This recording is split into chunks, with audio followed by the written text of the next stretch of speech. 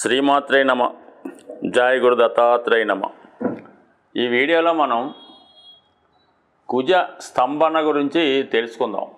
ముఖ్యంగా అక్టోబర్ 20వ తారీఖు నుంచి జనవరి 21వ తారీఖు మధ్యలో కుజగ్రహం కర్కాటక రాశి యందు సంచరిస్తూ అదే రాశిలో సుమారుగా 93 రోజులు ప్రయాణం చేసి వక్ర గమనంలో తిరిగి మనకి జనవరి 21న వక్ర గమనంలో మిథున రాశిలోకి ప్రవేశించడం జరుగుతుంది. మళ్ళా మిథున రాశి నుంచి తిరిగి ఏప్రిల్ 2వ తారీఖున కర్కాటక రాశిలోకి రుజుగతిలో ప్రవేశించడం జరుగుతుంటుంది. అంటే మొత్తం ఇంచుమించుగా మనం ఈ కుజుడు కర్కాటక రాశిలో ఉండగా ఏర్పడబోయే ఫలితాలు వివిధ రాశుల మీద ఏ విధంగా ఉంటుందన్న విషయాన్ని మాత్రమే ఈ వీడియోలో తెలుసుకుందాం.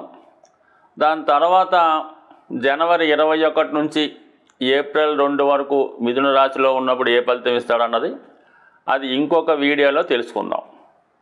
అయితే పర్టికులర్గా ఇప్పుడు ఈ కుజగ్రహం గురించి కర్కాటక రాశిలో ప్రవేశించగా పర్టికులర్గా వీడియో చేయడానికి ఏంటంటే, సాధారణంగా కుజుడు ఒక రాశి నుంచి ఇంకొక రాశిలోకి మారడానికి 40 నుంచి 45 రోజులు తీసుకోవడం జరుగుతుంటుంది.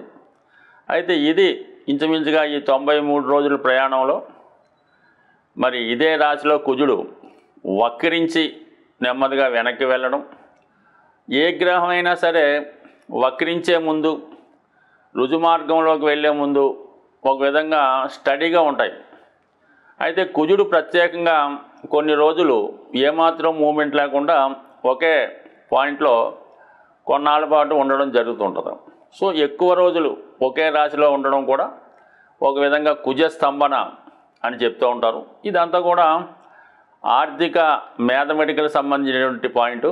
కేవలం మన జ్యోతిష్ శాస్త్ర ప్రకారం కుజుడు అక్టోబర్ 20వ తారీఖున పునర్వసు 4వ పాదంలో ప్రవేశించి డిసెంబర్ 6, 7 తారీఖులో వక్ర గమనం పొందడం జరుగుతుంది. ఇది ఇంపార్టెంట్. అంటే డిసెంబర్ 6వ తారీఖున కుజుడు వక్ర గమనంలోకి వెళ్తాడు. ఆ వక్ర గమనంలోకి వెళ్తూ మళ్ళీ నెమ్మదిగా ఈ పుష్యమి పునర్వసు 4వ ఇలా వెనక్కి వెళ్తూ తిరిగి జనవరి 21 నాటికి మిథున రాశిలోకి ప్రవేశిస్తాడు. మరి ఈ కర్కాటక రాశిలో ఉన్న 93 రోజుల్లో మరి కుజుడు ఎటువంటి ఫలితాలు ఇవ్వడం జరుగుతుంది అని పరిశీలించినప్పుడు కర్కాటక రాశికి ఒక ప్రత్యేకత ఉంటుంది. ఇది కుజునికి నీచ క్షేత్రం. అంటే కుజుడు ఆ రాశిలో నీచపడి ఉంటాడంటే ఒక విధంగా బలహీనపడి ఉంటాడు. సో దాంతోపాటుగా మరి ఈ కుజుడికి మెయిన్ మనకున్నటువంటి సుపీరియర్ ప్లానెట్స్లో అంటే మనకి భూమికి దగ్గరగా ప్రయాణించే గ్రహం ఇంచుమించుగా కుజగ్రహం. దానికి బాగా వెనకాదల గురుగ్రహం, దానికి వెనకాల బాగా వెనకాల చివరిగా శనిగ్రహం ఉండడం జరుగుతూ ఉంటుంది. మరి కుజుడు భూమికి దగ్గరగా ఉండడం వల్ల మనకి భూమి మీద అంటే భూమి మీద ఉన్నటువంటి ప్రజానీకం మీద కుజుడు యొక్క ప్రభావం చాలా ఎక్కువగా ఉంటుంది.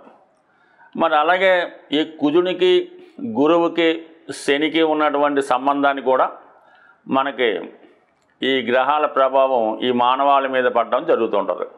మరి ప్రస్తుతం కుజుడు కర్కాటక రాశిలో సంచరించగా శని అష్టమ స్థానంలో సంచరించడం అన్నది అంటే ఇద్దరికీ కూడా షష్టాష్టకాలు రావడం జరిగింది. అంటే కుజుడు కర్కాటక రాశిలో ఎన్ని రోజులు ప్రయాణించినా ఎవరికి అభ్యంతరం లేదు. కానీ శనికి 6వ స్థానంలో కుజుడికి శని అష్టమ స్థానంలో ప్రయాణించడం అన్నది చాలా వరకు జాతకుల మీద ఈ ప్రభావం చూపుతుంది. అలాగే దేశం యొక్క పరిస్థితులు కూడా చాలా వరకు ఎక్కువగా ఇబ్బందికర పరిస్థితులు దేశ పరిస్థితులు కూడా చాలా వరకు ఇబ్బందికరంగా ఉండే అవకాశం ఉంది.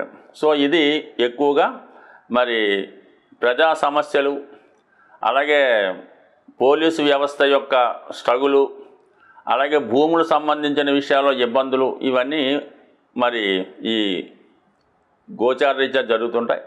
అయితే గురువుకి కుజునికి అర్ధకోణ దృష్టి ఏర్పడటం వల్ల చాలా వరకు కుజుడు మరి మంచి ఫలితాలు ఇవ్వడానికి కూడా కారణం అవుతూ ఉంటుంది. సో ఏదైనా మొత్తం మీద ఈ కుజుడు సంచరిస్తున్నటువంటి ఈ 90 రోజులు 93 రోజులు సుమారుగా, అంటే పంచాంగాన్ని బట్టి మరి వాళ్ళు పంచాంగకర్తలు వేసిన లెక్కలను బట్టి కొద్దిగా అటు ఇటు మారచ్చు. మనం తీసుకున్న పంచాంగం ప్రకారం ఈ 93 రోజుల్లో వివిధ రాశుల మీద కుజగ్రహ ప్రభావం ఏ విధంగా ఉండబోతుంది అన్న విషయాన్ని తెలుసుకుంటూ చివరిగా మరి కుజగ్రహానికి ప్రస్తుతం జరుగుతున్నటువంటి సమస్యలకి ఏ విధమైన పరిహారం చేయాలన్నది కూడా ఈ వీడియో చివరిలో తెలుసుకునే ప్రయత్నం చేద్దాం. మకర రాశి వారికి రాబోయే కుజ స్తంభన, వక్రగమనం ఇవన్నీ కూడా సప్తమ స్థానంలో రావడం జరుగుతూ ఉంది. ఏదైనా సప్తమ భావం అన్నది జీవితంలో ముఖ్యమైనటువంటి భావం. అది వివాహానికి సంబంధించింది, అలాగే ఎఫైర్స్ సంబంధించింది. ఈ విధంగా దశమ భావం నుంచి దశమ భావం సప్తమ భావం అవుతుందన్నమాట. దానివల్ల ఏంటంటే మరి చాలామందికి తెలిసే ఉంటుంది, దశమ భావం బాగుంది, ఉద్యోగం బాగుంది అంటే దశమ భావం బాగున్నట్టు.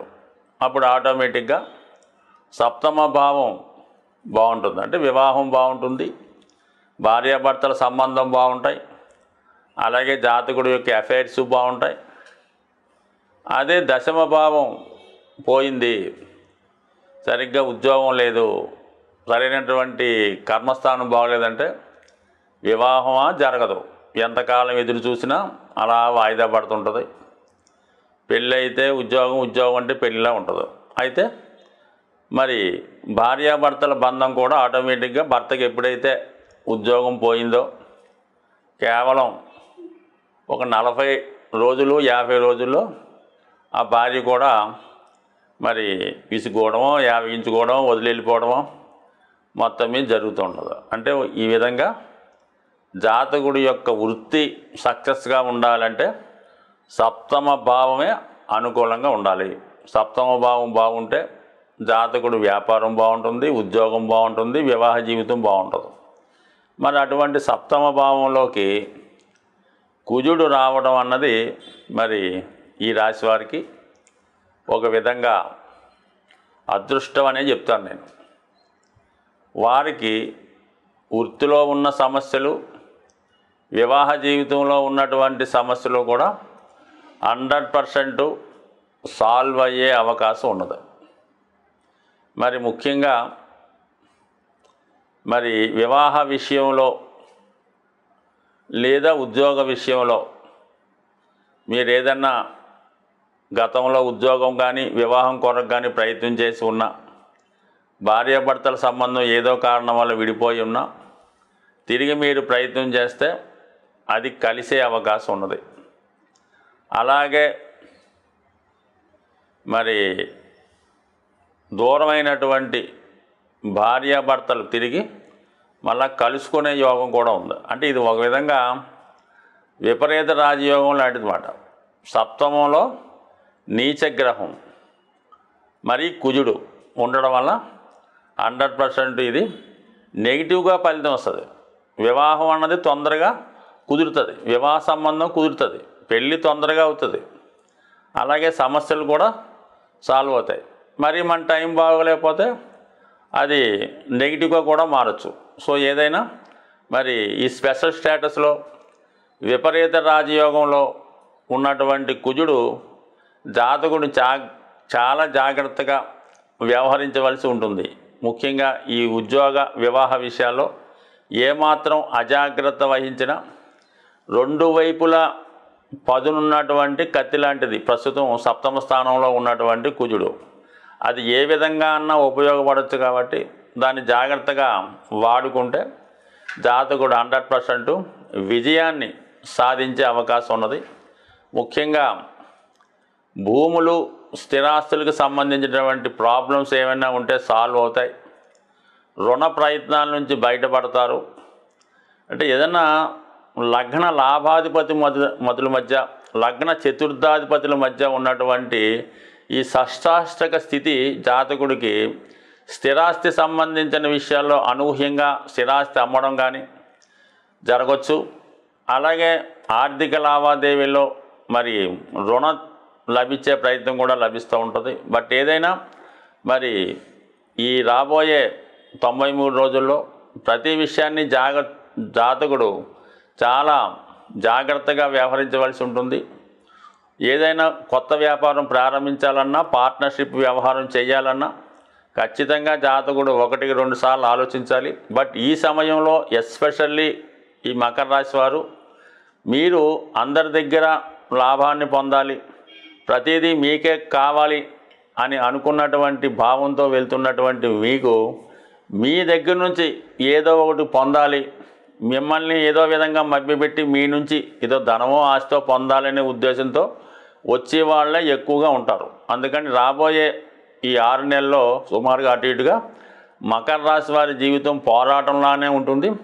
మరి ఆ పోరాటంలో గెలుస్తారా ఓడిపోతారా అన్నది మీ యొక్క చాకచక్యాన్ని బట్టి, మీ యొక్క ప్రతిభను బట్టి ఆధారపడి ఉంటుంది. ఎందుకంటే మరి ఇప్పుడున్నటువంటి ఈ కుజ గ్రహానికి శనిగ్రహం కూడా మీకు తోడవటం వల్ల ఈ 2 గ్రహాలు 6-8 స్థితి జాతకుడిని మరి ఎప్పుడూ కూడా ఒక పరీక్షలాగా ఉంటుంది. ఆ పరీక్షలో అంతిమ విజయం మకర రాశి వారికే రావడం జరుగుతుంటుంది. ఎందుకంటే ఈ రాశి వారికి కుజుడు బాధకుడు. ఆ బాధకుడు బలహీనంగా ఉన్నప్పుడు ఏమవుతుందంటే ఒక విధంగా ఇందాక చెప్పినట్టు విపరీత రాజయోగాన్ని ఇస్తూ ఉంటాడు. 2 వైపులా పదునున్న కత్తిని మీరు ఎలా వాడుకుంటే అలాగ ఉపయోగపడుతుంది. ఎవరి జాతకంలోనైనా వాడు ఖచ్చితంగా ఉద్యోగంలో అభివృద్ధి చెందాలన్నా, వ్యవసాయ వ్యాపారాల్లో పోటీని ఎదుర్కొని నిలబడాలన్నా, ఒక సాధారణ స్థాయిలో జీవనాన్ని ప్రారంభించి ఉన్నత స్థాయికి ఎదగాలంటే కుజగ్రహ అనుగ్రహం తప్పనిసరిగా ఉండాలన్నమాట. సో అందువలన కుజుని యొక్క అనుగ్రహం కోసం మరి 2 విధాలుగా మనం కుజుని యొక్క అనుగ్రహం పొందడం వచ్చు. ఒకటి ఏంటంటే సుబ్రహ్మణ్య స్వామి ఆరాధన. మంగళవారం ఎప్పుడన్నా సరే కుజుడికి మంగళవారం నాడే పరిహారం చేయడం వల్ల అది కలిసి వస్తుంది. మరి మంగళవారం రోజు ఒక 8 మంగళవారాలు సుబ్రహ్మణ్య స్వామికి బెల్లం పానకంతో అభిషేకం చేయడం వల్ల ఖచ్చితంగా కుజుని యొక్క పరిహారం జరుగుతుంది. మరి ఇంకా ఎక్కువ ఇబ్బందులు ఉన్నాయి అనుకున్నవారు కుజుని యొక్క అనుగ్రహం కోసం మరి కుజగ్రహ జపం, కుజగ్రహ హోమం చేయవలసి ఉంటుంది. అలాగే సుబ్రహ్మణ్య స్వామి అంటే మనకి కృత్తికా నక్షత్రం వచ్చిన రోజు సుబ్రహ్మణ్య స్వామి కంటే కృత్తికా నక్షత్రం అనేది అగ్ని నక్షత్రం, దానికి అగ్ని అధిదేవత. ఆ రోజు సుబ్రహ్మణ్య స్వామి వారి విగ్రహానికి ఆలయంలో పాలతో అభిషేకం చేయడం వల్ల ఖచ్చితంగా కుజునికి సంబంధించినటువంటి సమస్త దోషాలు పరిహారం అయ్యే అవకాశం ఉన్నది. అది ఒక విధంగా మనకి ఒక గ్రంథంలో బాగా మండుతున్నటువంటి నిప్పులని పాలతో ఆర్పడం వల్ల కుజదోషం లాంటిది పరిహారం అవుతుందని. అంటే కుజుడు అగ్నితత్వ గ్రహం. మరి ప్రస్తుతం కుజుడు కర్కాటక రాశి అనే పాల సముద్రంలో సంచరిస్తున్నాడు. అందువల్ల మరి మంటల్ని అంటే నిప్పుల్ని ఇది పాలతో ఆర్పడం వల్ల మరి కుజుడు శాంతించే అవకాశం ఉంటుంది. సో అలాగే మరి హనుమాన్ శక్తికి కారకుడు.